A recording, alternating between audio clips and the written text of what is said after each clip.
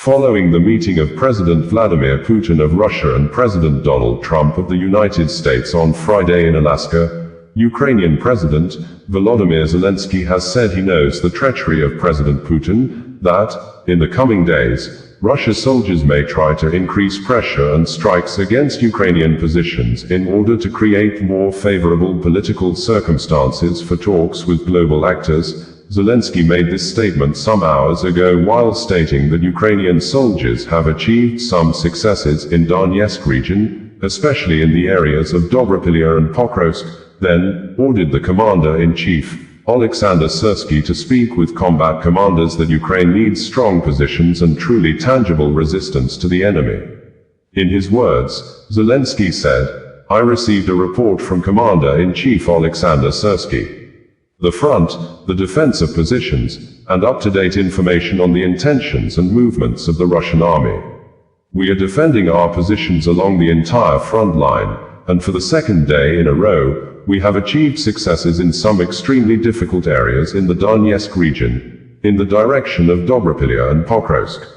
In particular, I want to commend the units of the 1st Corps of the National Guard of Ukraine, Azov, the units of the 7th Corps of the Air Assault Forces, the units of the 38th Separate Marine Brigade named after Hetman Petro Sahedykny, as well as the units of our 93rd Separate Mechanized Brigade, Kholodny Yar.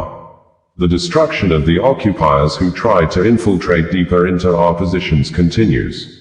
There has also been an important replenishment of Ukraine's exchange fund with Russian soldiers."